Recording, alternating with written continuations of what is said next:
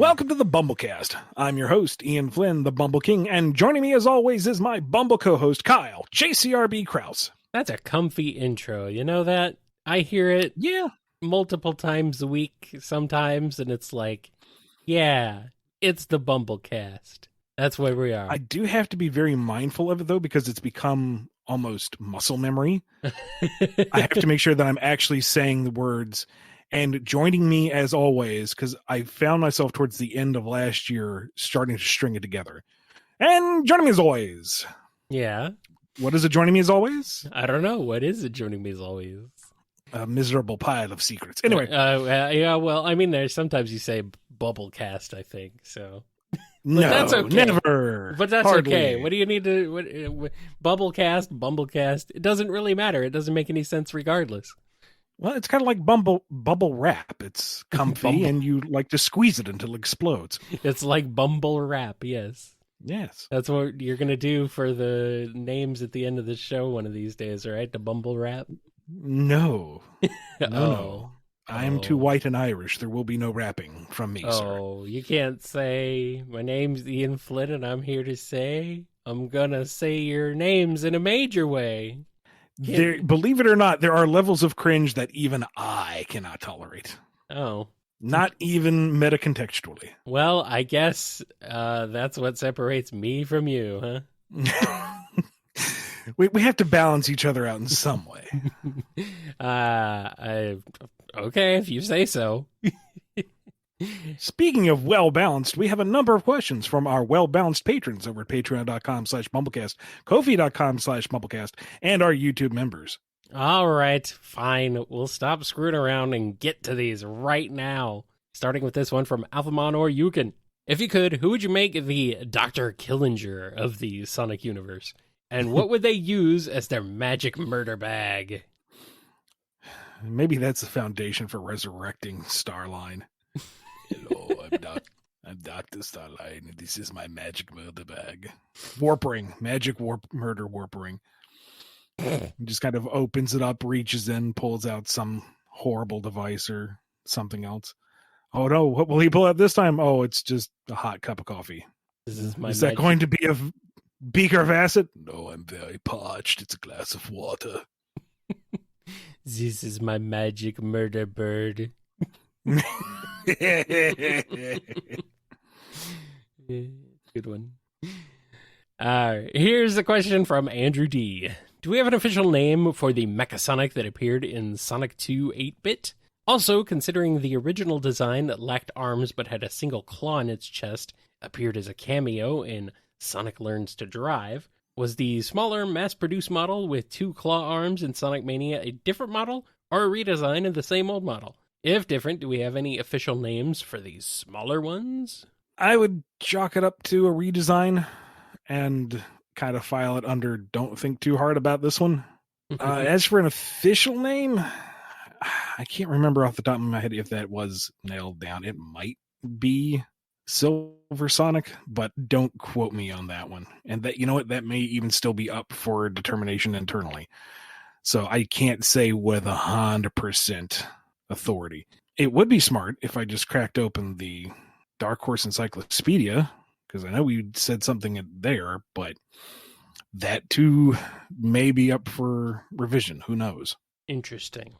All right, we got a question here from Angie V. Ian, I've picked up that you're familiar with the Tenchi Muyo anime, so I've been curious. Who's your favorite girl, and is that character still your favorite, or has it changed at all over the years?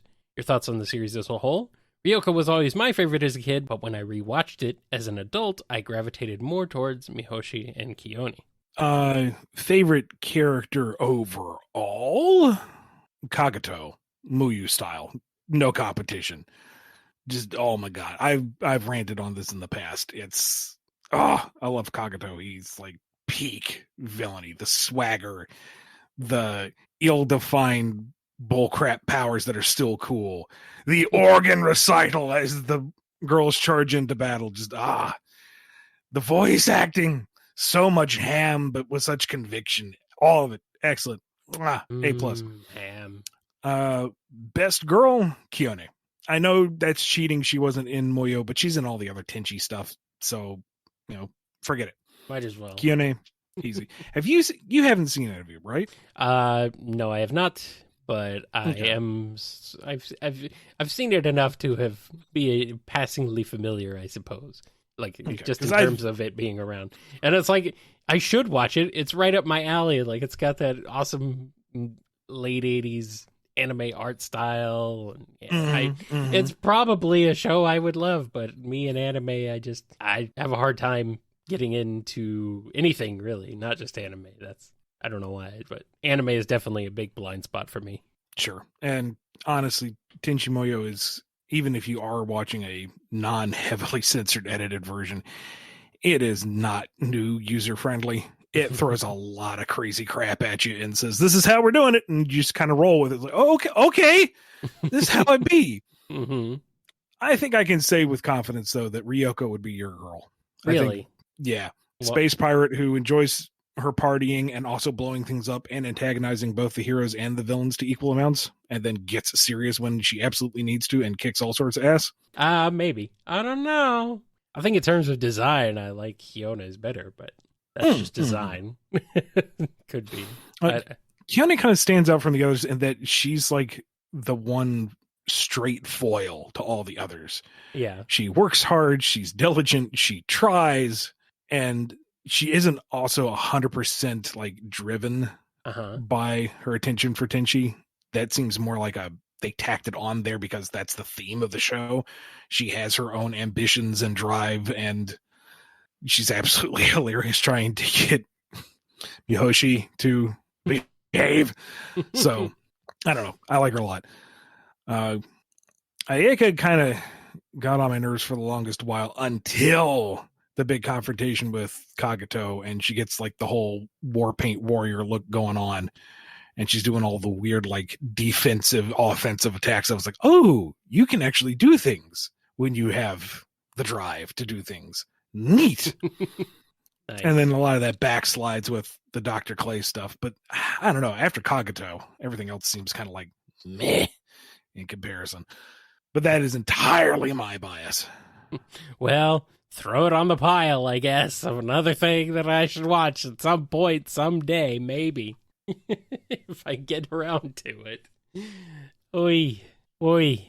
So much. It's too much, Ian. I don't know if I'll live long enough to watch all this stuff. I don't know. Oh well. I will at least live long enough to ask this question. Well, to read it at least.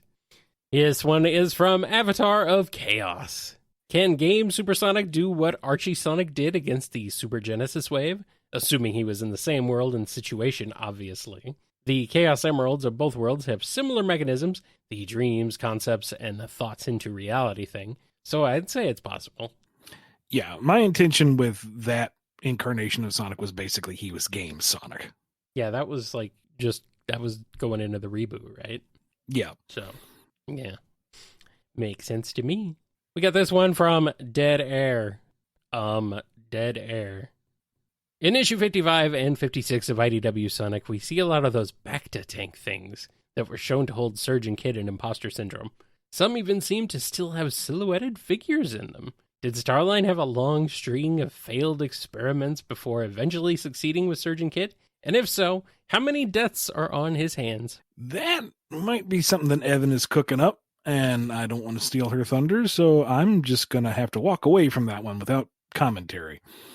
Boy, Starline was a real monster. Like, wow, that's frightening. I'm scared. Oh well. Here's a question from Dove. Let's take the main Sonic cast and put them in games and genres they have absolutely no place being in. Who ends up where? Sonic, Tails, Eggman, Amy, Knuckles, Cream, and Metal. Feel free to toss in any others. Cream in a boomer shooter, obviously. I mean, she has no business being in there. She'd win too easily. Rip and tear until it is creamed. You know, forget the BFG. She has cheese. Get them. Pretty much. Sonic has no business in something like Stardew Valley. And yet, I'm sure there's a mod out there that puts him in. Oh, absolutely. Or at least there should be. Okay, there is, apparently. I mean, racing in between the farm and town, getting all his chores done. He'd have it done within the first in-game hour. And then what? What does he do? What does he do? Wait! No! Goes into town and talks to people. Oh no. Well, apparently there is a mod to put Sonic in Stardew Valley, but he makes him the horse. The horse is now Sonic. Thank you for that. Thank you for sharing that. That's amazing. Sonic horses. I see what you did there. Oh, Sonic horses. Is there anybody? Is anyone in the chat good enough at Photoshop to Photoshop the Sonic Forces that was a logo meme into Sonic along. Horses? That already did the rounds twice. Oh, I don't did know it? what started it, but yeah. Oh, okay, it's already done. Okay, fine. Well, I know what the thumbnail is for this episode. I have seen entirely too many horse sonas of Sonic and Shadow. Well, I mean, It's are we really surprised about the crossover of the pony fandom and not pony. Horse. Oh, just horses? Just Okay. horse. Okay. Just racing stock horse. Just horse. Okay. Oh, okay. All right. Oh, apparently this was official Sonic. Okay. Cool. That means I can use it freely. Yeah. Thank you. I didn't know the origin. I just knew that it was a thing. Yes. Thank you, Sonic Twitter. All right. Well, let's see. We didn't answer the rest of this list. Let's see. To put Tails in Like I'm coming through a lot of stuff and it's like, RTS. Well, no, he would min-max. City manager. No, he'd min-max. Minecraft, min-max. Fishing. Well, if you can't modify anything, if it's just like a simple tackle box fishing thing, that might drive him up the wall. No fish radar. No ability to upgrade the rod, just sit there and let nature take its course. You can't improve upon it. You can't alter it. I'm getting some suggestions. Grand Theft Auto, I think, is the best one. Tails in GTA, Yeah, nah. He would hate it. You can't do that to people. What are you, crazy? Yeah, no, he would hate that. No, Cream is in Doom. Let's see. Eggman. What's he up to? Put him in a dating sim. There we go. Yeah. Yeah. Knuckles would be the one having trouble in the dating sim because you got to talk. Oh, and you right. Gotta open up. Okay, and Knuckles in the listen dating and... sim. Yes. Okay. Yeah. Nah, Eggman, put him into Super Meat Boy because now he has to be on the receiving end of all the crap he throws at people. I was gonna say, I got a good one here. Animal Crossing for Eggman. All right, that's good. Yeah, that's good. I like it. That's good. It put Amy in Gears of War or something. I don't know. I could see her smashing locusts. I mean, she would get into it. She wouldn't have a good time, but she would still flourish. Yeah, that's true. That's true. I don't know where to put Amy in that she would be out of her element. Like, put her and Tails both in GTA. Yeah, she can walk the walk, but she don't want to talk the talk. Yeah, maybe Amy in GTA and Tails in The Sims or something like that. And Metal Sonic, you make him play Tetris. Piece by agonizing piece. He would never lose though. He would always immediately know he'd be too that means good it at never it. ends. He's just stuck in this 2D linear plane, making simple geometric shapes fit together one at a time. One at a time. Not even competitive Tetris, just straight up normal Tetris. Got to start on stage one, no skipping. No, he should be in Tetris Effect. It might mellow him out a little bit. God, that's such a good game. All right, I think we got that one good enough. Here's a question from Exadel.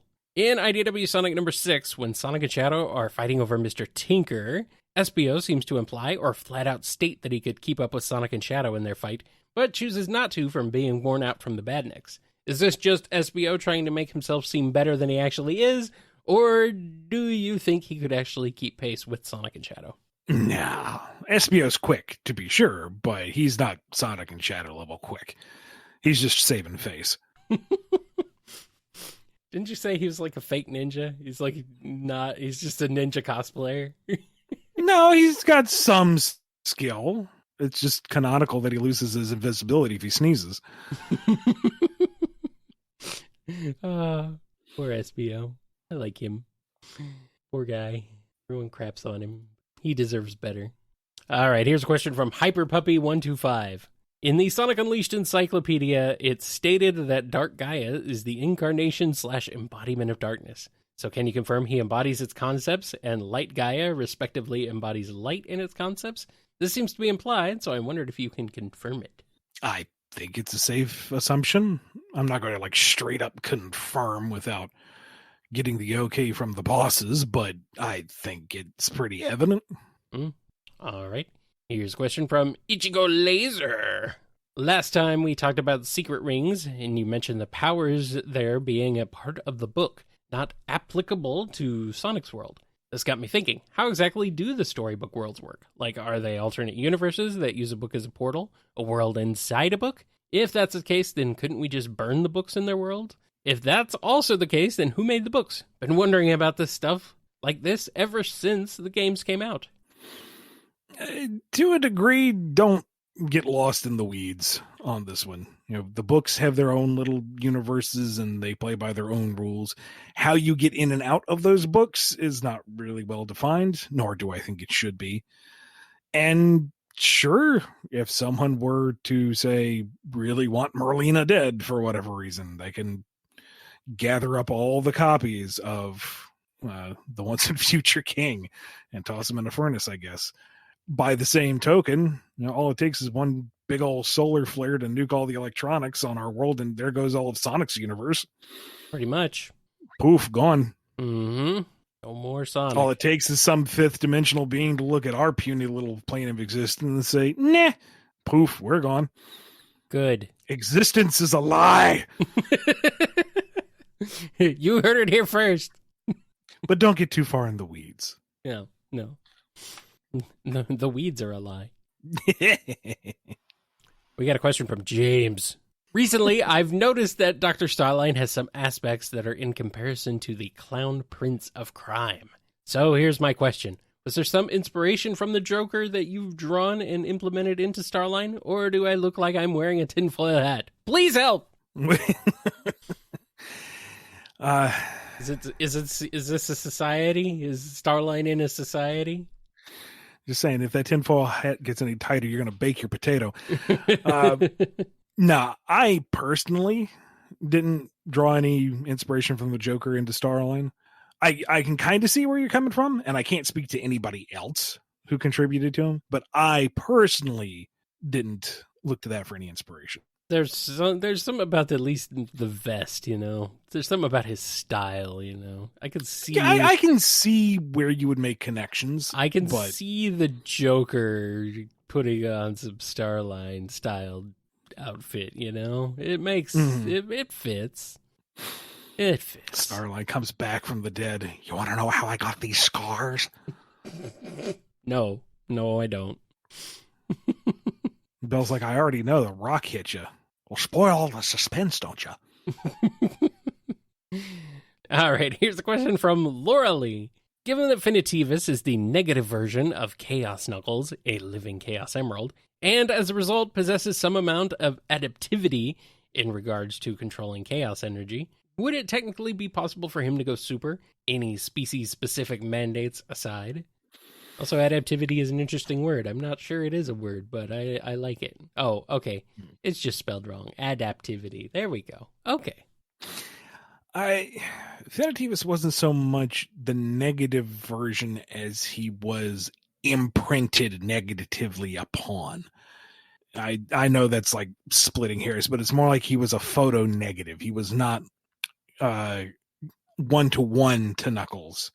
It was more he was affected by the brilliance that was Chaos Knuckles, but I'm probably just being pedantic here. Point is, in theory, he could potentially, maybe, but Why go for super when you can go for something much more interject? I go for super. To be continued in Lost Hedgehog Tales before the heat death of the universe. I'm not so sure about that. It will happen. It may be my last action on this green earth, but I will do it. Well, if they provided the earth is still green. We're that fifth dimensional guy in the weeds. Yeah, no, I don't know if it'll be green. Too many people have touched grass, so I don't think it'll be green anymore. Stop touching so much grass, guys. You're gonna ruin it. Here's one from Mobius. How would Dr. Starline feel about Frieza and his empire? I think he'd like it a lot, to be honest. I mean, it's productive. It lost its main leadership for a fair amount of time and still managed to rebound almost as if nothing happened. It's structured. It's functional. It has a flair for the dramatic. And Frieza, for all his eccentricities, is effective as a leader. He has his grandiose moments, but he also buckles down to do what he needs to do. And now, if we're looking at where things are in the manga, he's clearly driven to better himself. So if there are any like things here and there, Starline would like maybe put a little note in his clipboard. I think you could do this a little bit better. But otherwise, no, I think he'd be quite happy with the Frieza Force. All right. Let's take one last question. And, I guess you get to read this one. Yeah, this one's for you. It comes from Finest Cacophony. All right, Lyle, got a fun one for you. As a video game music expert, I wanted to know what your favorite version of Battle on the Big Bridge from the Final Fantasy franchise is. It's a fave theme that has been reimagined countless times in fun ways. My favorite has to be the version from Final Fantasy 15. Oh, that's a good one. That's a very good one. I really have a hard time saying what my favorite version of Battle on the Big Bridge is, because it's one of the best video game songs of all time. So in pretty much any form, it seems to be amazing. So, it's hard to say exactly. I mean, there's plenty of fan-made remixes of it that are just astounding. Like, God Metal has a fantastic version of it. And, let's see. I mean, the Super Nintendo's no slouch. The original version is pretty good. I won't lie. It sounds pretty good at least for the time. God, there was a version of it in 14, I want to say. It was very different compared to the usual arrangement of it. And that one was pretty cool. Are you familiar with Battle on the Big Bridge, Ian? You probably would know it, at least if you heard it. Yeah, I think it's one of those ones like, oh yeah, it's the one that goes, It's the one that starts off with that very up and down fast run. It's kind of like the prelude for Final Fantasy, except much faster and more of a battle theme. It's a very up and down kind of flow to it. And that's like if you look at watch a guitarist play that riff, that opening riff from Big Bridge is like, I'm pretty sure you have to sell your soul literally to be able to play that, because it's not easy. It's just insane. So yeah, I mean, just. I love that song is kind of the thing. It's like, it's one of my favorite Final Fantasy songs of all time, and it's like, which version is your favorite, Kyle? I'm like, I don't know. I like them all. I just like Big Bridge. What can I say? That's all I like. Well, let's go ahead and cross a Big Bridge, Ian, over this break, and then come back with more BumbleKast. Ask not for whom the ads toll, they toll for thee. Because it's a toll bridge. I get it. I get it. Nah, I tried. I get it.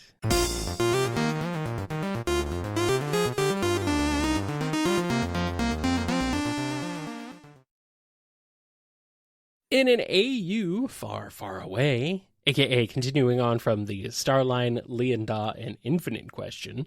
Starline finds out that Lianda has been extensively worked on by Eggman, fully rebuilt with new cybernetics, and even given the power to manipulate electricity. What happens next? Is he in awe at Eggman's work? How does he feel that it's attached to her, of all people? I don't think Starline in particular is jealous that she went under the knife and he didn't.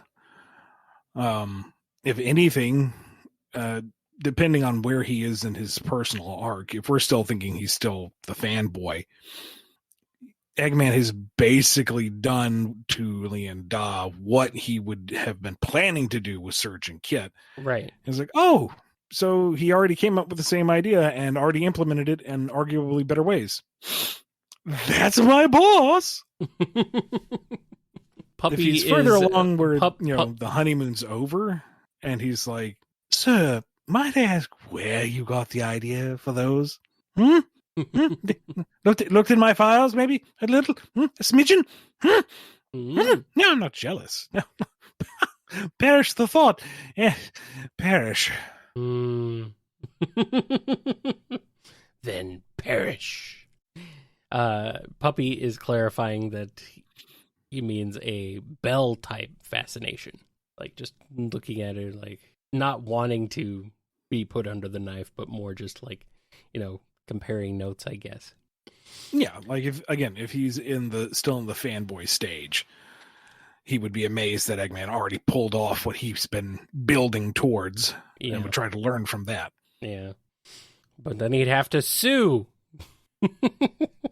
for stealing his intellectual property. Oh, boy. Just what we all wanted. Courtroom drama in Sonic the Hedgehog. And that's when Eggman points out in the contract that Starline sold everything of himself away, so every thought he has is Eggman's intellectual property. It's true. That's true. It's basically the Disney contract. Well, no copyright law in the universe is going to stop Eggman, I guess. All right. Here's a question from Sammy. I've been so curious for a long time now. Are you allowed to make any original giant monsters similar to Dark Gaia or a Bio-Lizard? Or similar to anything else Sonic fights in the games? I love that weird Nightmarish Tails doll abomination from Archie, and I'd love to see what else you guys would be able to come up with for IDW. Yeah, I don't see why not. I mean, heck, we even got to redesign Metal Overlord, which I'm still kind of surprised by, to be honest. But, I mean, we had Giant Monster at the end of Neo Metal. We had Giant Zavok, which is kind of Giant Monster at the end of Metal Virus. We've seen Giant Monsters. I think we need to give that a rest for a little bit longer. And then, once that has gotten old, we can trot it out again. All right, here's a question from Scourge Time. We all know Sonic met Sally and the other Freedom Fighters, but how did Scourge meet Alicia and the others? Was it after his dad died? Did it have something to do with King Max? I am not 100% sure. There's a line in one of the old stories, back when it was just the anti-Freedom Fighters, before they got the overhaul, where Auntie Sally says something about how she's just kind of disgusted with evil Sonic. You're not the same guy that helped me overthrow my father. And that one line is like, oh, do go on, delicious lore nugget. And I don't think they ever followed up on it, and I don't think I ever had a chance to myself. So we know at some point the anti-freedom fighters pulled the coup, but I have a hard time seeing that happening in the same time frame as the Prime universe. Like, 10-year-old Sonic or 10-year-old evil Sonic and the, Babby freedom fighters conquering the kingdom? That's a bit much. And then they maintained that for another 10 years? No, wait. So they would... Wait, I don't know. How did that time work out? Time. Ages? What are you worried about ages for? Come on, Ian. You know what I mean? It's been a long time since I've had to work with the continuity, so I know I have some of the details wrong here. But, they were little kids. In the Prime Universe, they were little kids when Robotnik did the coup. Julian, whatever you want to call him. I just don't see that time frame working for the anti-universe. So maybe they just kind of lived placidly for a few years, and then they kind of came of age, and they're like, you know what? No, Teenage Rebellion, we're tired of this. And then they took over? Sometimes Maybe? sometimes you just gotta do the coup. If that's cool with you. That's cool. That's cool. Here's one from Scurvy Pirate Hog. The Tower arc of IDW Sonic introduced the concept of combo badniks. So, what would we get if we used that machine to combine Orbot with the Death Egg robot and Cubot with Neo Metal Sonic? So, originally when I got this question and read it, I just read combine Orbot with the Death Egg. I'm like, that's terrifying. I love it.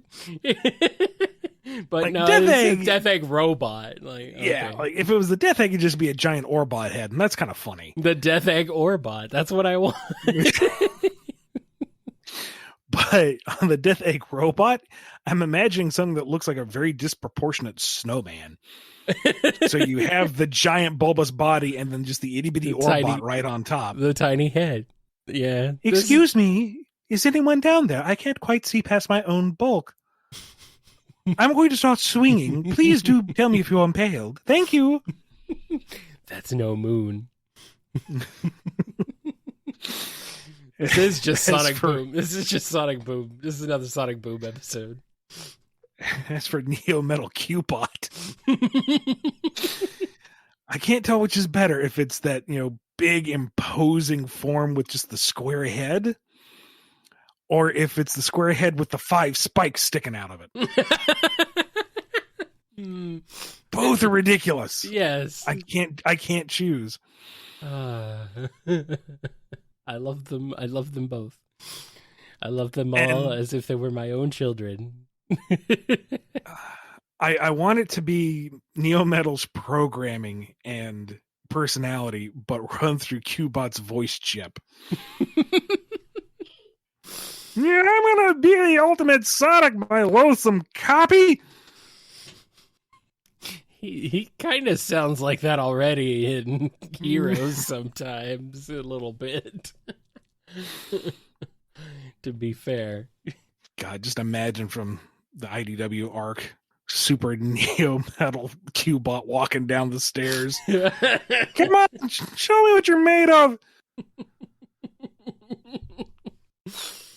Oh boy. Oh boy. This is amazing. Thank you, Scurvy, for this one. Glorious. Glorious, glorious. All right, here's one from Sonic. Now that IDW is canon, how do you justify Eggman referring to Forces as his last campaign in Tails Tube Episode 2? As there is no place before or during the Metal Virus where it would make sense for Tails Tube 2 to happen. Does Eggman just not consider the Metal Virus a campaign for some reason? If so, why?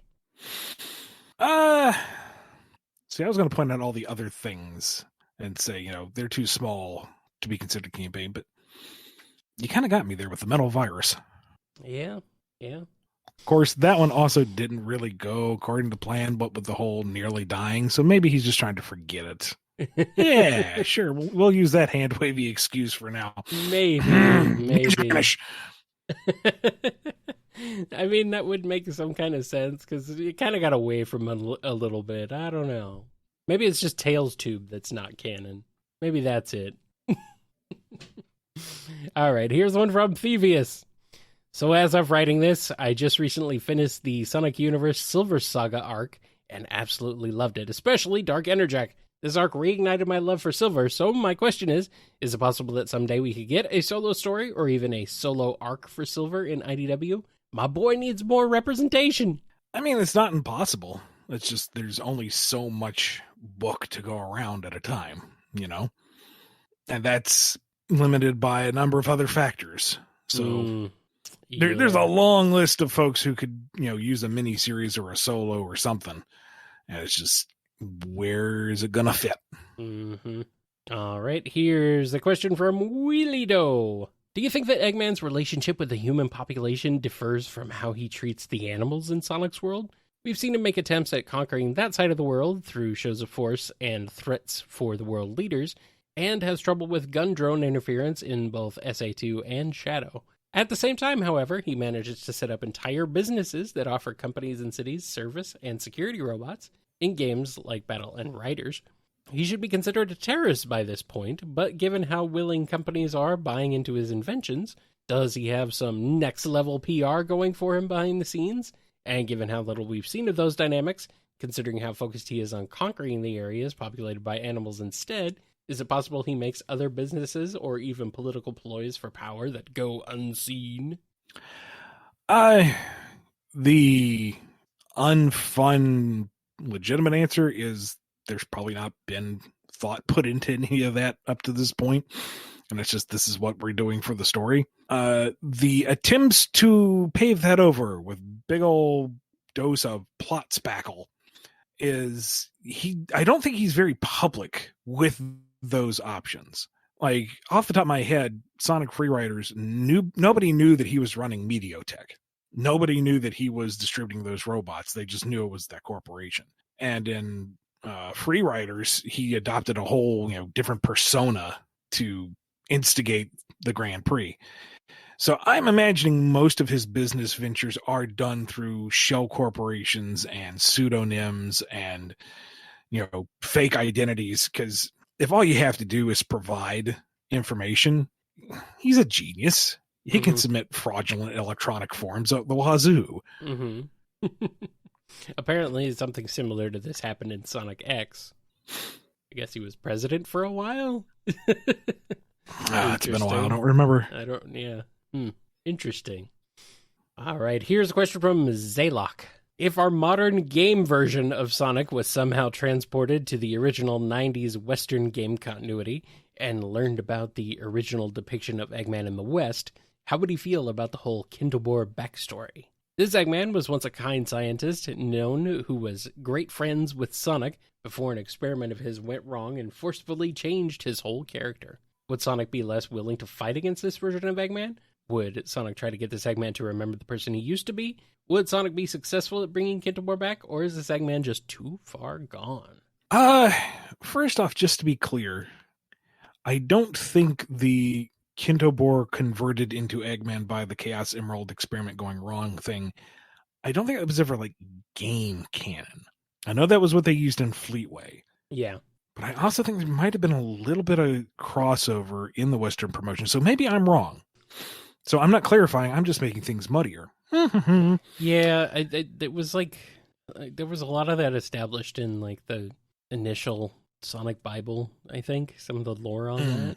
Okay. So it definitely came from somewhere. It wasn't just Fleetway pulling it out of their butt. No. But still. But the crux of the question is, would modern Sonic deal with that scenario? And I don't think he would actively try to change Eggman, because he's not someone who does that. He gives everyone the freedom to change or to not. But if the situation arose where, for some reason, Robotnik did want to get back to his old persona, or his friends came about and said, hey, we can solve a lot of problems by flipping this switch. You just got to run on this treadmill real fast. He'd be like, all right. And he'd hop on there. All right. I don't think he'd go out of his way to confront Robotnik about it. He'd just roll with it.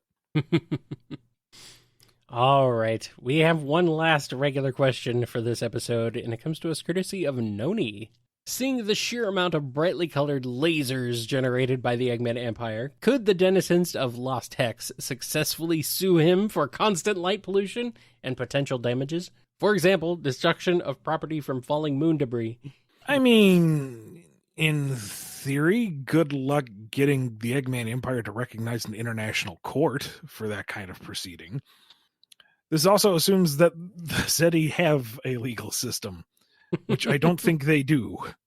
Yeah, but they can still sue him in court, surface court, human world court. I don't think they have a concept of legal suits. I think it's, you cross the line, we beat you up. I think that is the extent of their judicial knowledge. Yeah, but I mean, you got to think about this, Ian. The Zeti are apparently, at least from what we've seen, are really super evil, right? Yeah.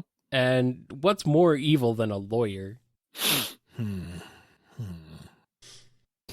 So what you're saying is you want to pitch Zally McZeal. Or no, that's a dated reference. Better- They better call Zal. Zal. Okay, good. I was waiting for that one. Zal Zudman. They just got to get their lawyer, Zoyer.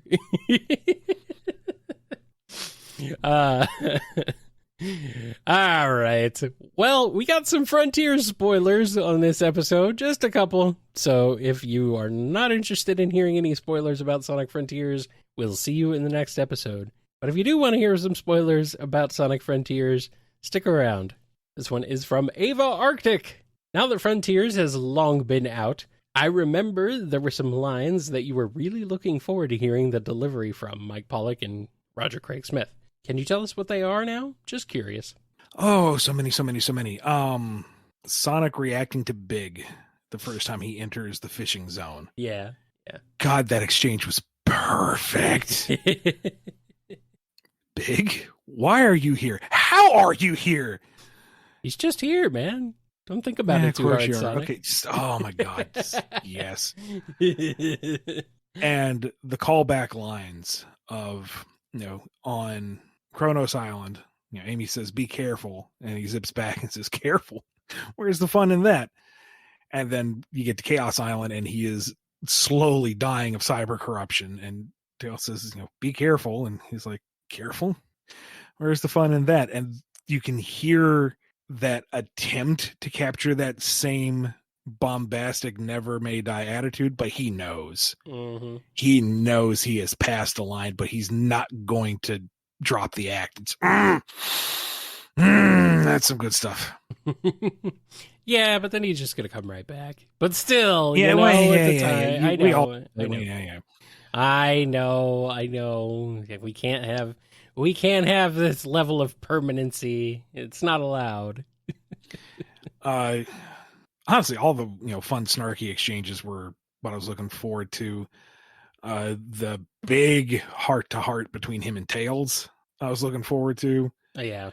One that a line I had forgotten I written and just made me crack up is when you're running around Ares Island and Knuckles it's one of the incidental scenes with Knuckles, and he's talking about how the Ancient's tech is so old and yet it's still sturdy. I mean, he even punched it and it didn't even react. Right. It sounds like, Nux, don't punch the relics. Mm-hmm. Just the impatience in it. As for Eggman, I mean, everything. Like, it seems like every time I get on a Sonic project where I can write some voice to dialogue, for whatever reason, Eggman is pushed to the sideline, so I can't go full ham on Mike Pollock. But the Egg memos, really, start to finish, him reflecting on Maria, him coming around to Sage as a person in his mind, and then finally the key turn for his character where he rationalizes that of course he can create life. He's a genius. And of course she's his daughter because he's the genius who made her. And of course he's proud of her because she's his daughter. Just the bombastic level of, self-actualization. It's you kind of are happy for him because this, love, it's a good emotion, but it's tempered by the fact that it's all about him still. This is a mad scientist being super happy with his Frankenstein monster. It's not, you're supposed to feel a little bit happy that, he's come to this realization for Sage's sake, but it's also a little unsettling because he's a bad person and he's kind of warming up to this idea for all the wrong reasons. Yeah. I did like the way he delivered the "That's my girl" line. That was, oh my God, that was yes. very good. Yeah. Yes. And also the way he reacted when he just told her to go help Sonic for fighting the end. That was good stuff right there, man. I don't care who you are. That's some good stuff. I like the Sonic and Tails heart to heart was like, this is hitting a bit close to home, Ian. What are you doing to me? There's definitely some of that, like, wow, okay. Is this it? You're giving Tails, this is imposter syndrome now, huh? You're giving him actual imposter syndrome, not just, the comic book. the marketing term. No, this is real imposter syndrome. Oof. Yikes. I'm very happy with that scene in particular. Yes. Just in how we were able to encapsulate some 20-something years of different characterizations and writing and consolidate it, acknowledge it, reconcile it, and move on from it within like 2 minutes without it feeling rushed or cheap. Mm-hmm. Mm-hmm. I don't know. I'll put that feather in my cap. I like that one. Yeah. Just pretty much all the interactions with Sonic and Knuckles, though. Like, you know, the dynamic definitely shifted from going from Sonic and Amy to Sonic and Knuckles. So I was like, I wasn't really expecting it to go the way it went, but I was surprised, and it definitely pulled some of those feels out of me, you know? Like, oh, these guys actually do like each other. Kinda. No, I do remember. No, they don't kinda like each other. They love each other. Come on. I do remember like the first meeting I had when discussing the story, and they were showing the characters we were going to be using, and they said, you know, in the past, Knuckles has been played more for laughs. We want him to be more serious this time around. I'm like, yes. It's like, finally. Thank you. Finally. And then when writing the script, there were a couple of times where it's like, oh man, this is a funny exchange. Wait, does it make Knuckles the butt of the joke? Are we laughing with Knuckles or at Knuckles? Maybe back it off a bit. This is our moment to make Knuckles the rad red again. Let's err on that side. That's right. That's right. Ah, yes. I mean, I love me some silly, goofy Knuckles, but I mean, I you know, he's my boy. He needs better rep. You know, we got to bring him back. Like when he blocks that beam from Sage and then just immediately goes to clocker one. Ah, yes. And then Sonic's like, wait. And he just has no patience with it. She tried to hurt you. Yeah, I know. That's your thing. Yeah. Yes. Knuckles. Yes. I'm so glad Knuckles is back. He's back, baby. And our last question for this episode comes to us from Jolene B. Out of the first 3 side characters in Frontiers, Amy, Knuckles, and Tails, which were you most happy with the writing of as a creator? I think Tails. Mm-hmm. I think, Tails because he had the biggest arc out of the 3. And it really hinged on that one heart-to-heart scene. That was the culmination of a lot of stuff, both in universe, for the fandom. That was a big scene. That's a load-bearing scene. Mm-hmm. Knuckles and Sonic was still good. Nice to see that relationship between them kind of fleshed out again, revisited a little more robustly, because we don't really see a lot of it. You know, usually like Sonic Heroes, it's the group. In 06, he was kind of a tag along. He's kind of to the side for most of Adventure 1 and Adventure 2. You don't really see a ton of Sonic and Knuckles just together doing stuff. So that was nice. Mm-hmm. Amy's was okay. I wish we could have done more, but what we have is serviceable. What we have is good. I feel like maybe something got cut as far as Amy goes, or something. It definitely feels like they maybe trimmed some things down because it was the opening area and they didn't want it to be so overbearing.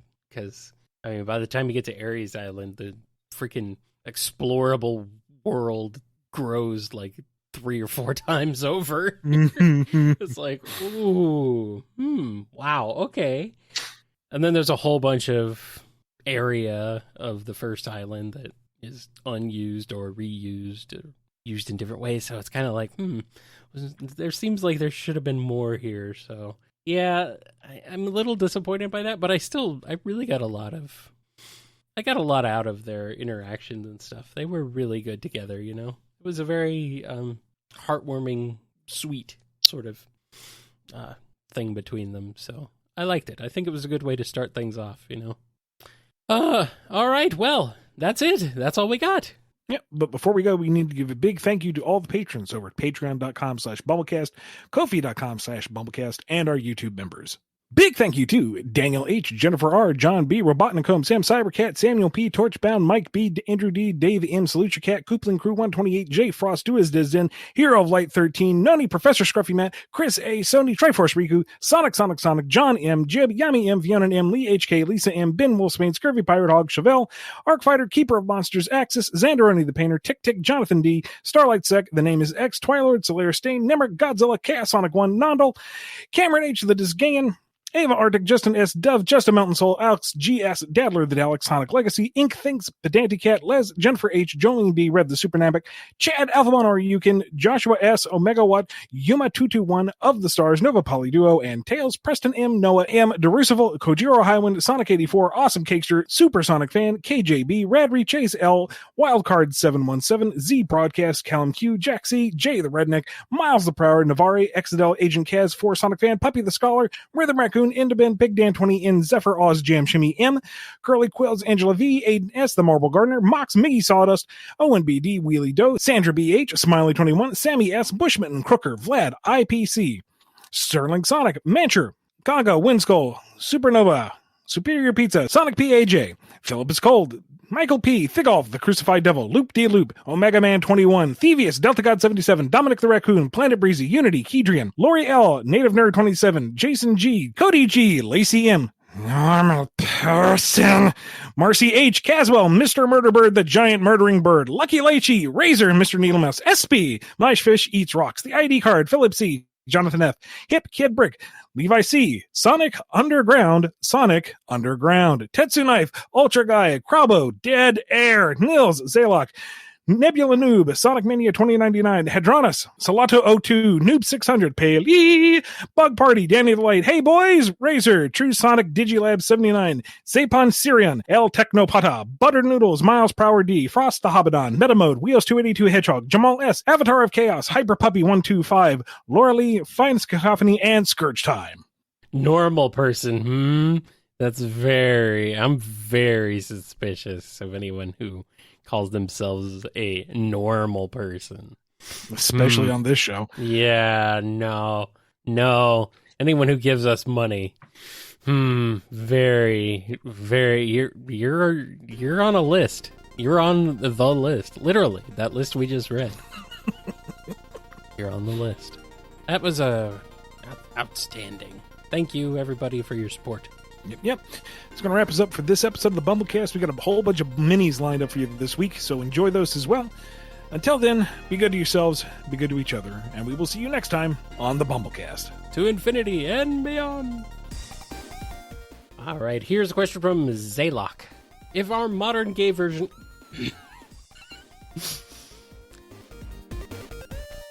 Recently, I've noticed that Dr. Starline has some aspects that are in comparison to the crown...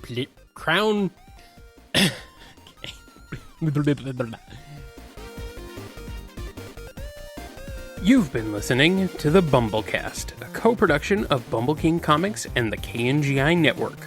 Original theme music composed by Ken Coda Snyder. Remixed intro by T-Lopes. Find out more information, along with podcast feeder links, MP3 downloads, and more at bumbleking.com and kngi.org.